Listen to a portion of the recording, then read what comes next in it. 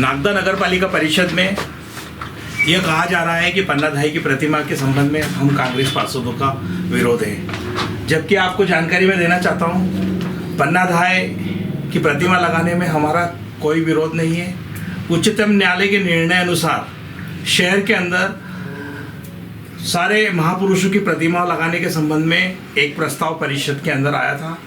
हमारा कहना है कि मध्य प्रदेश नगर पालिका अधिनियम 1961 की धारा 123 के अंतर्गत बहुत स्पष्ट है, नगर पालिका का कर्तव्य एवं अधिकार है किसी भी मार्ग का, किसी भी प्रतिमा का, किसी भी महापुरुष को लगाने का उसका एक नियम है। उस नियम के तहत परिषद की बैठक में नामांकन और प्रतिमा की स्थापना के मामले लाए जाते हैं। जैसा कि आपको ध्यान है, अभी वीर सावरकर की बारे में, मार्ग के बारे में बात की कि वीर सावरकर, पीआईसी की बैठक में इस तरह के प्रस्ताव नहीं आ सकते हैं। वो प्रस्ताव जितने भी हैं, चाहे वो पन्नाधाई के हों, चाहे राजा जन्मेजय के हों, चाहे वो बाबा साहब के हों या राजा टोडरमल जी का हो, हमारा सीधा ये है कि परिषद की बैठक में आपको स्पष्ट विषय बिंदु लाना होगा।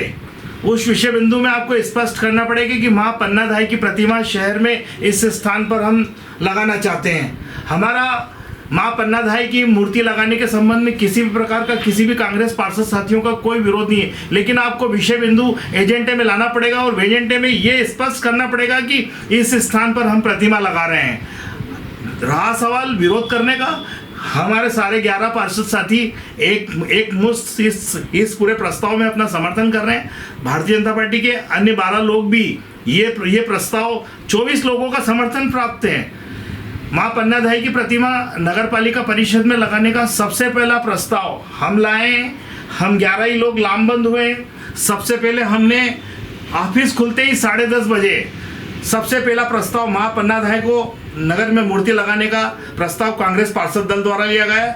हमारा कोई विरोध नहीं है, हम इस प्रस्ताव में पक्ष में हैं। माँ पन्नाधाई की प्रतिमा इस शहर में लगे। जय पन्नाधाई माँ।